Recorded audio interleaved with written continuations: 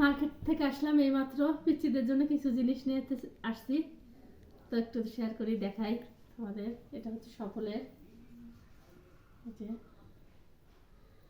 যেহেতু এখন অল্প ঠান্ডা, এটা হচ্ছে সাইজ 28 সাইজ, আর পিছনে হচ্ছে এরকম।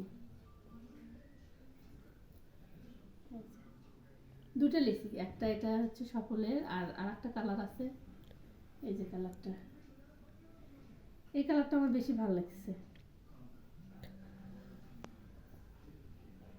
ওরা তো এখন কোচিং এ আছে, আসলে দিব। আর এখানে আছে পিচ্চির জন্য একটা নিলাম, এই যে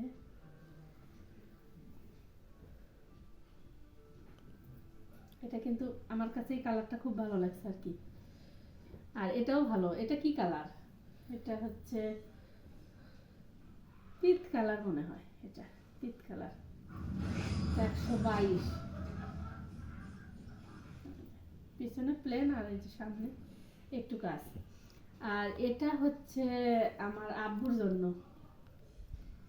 জন্য নিলাম, বয়স্ক মানুষ, গ্রামের বাড়িতে একটু ঠান্ডা, সেজন্য আব্বুর জন্য নিলাম, যে হালকা শীতে যেন সে পড়তে পারে। আর আরেকটা এটা নিছি একটু মোটা, এটা হচ্ছে, এটা আব্বুর জন্যই নিছি,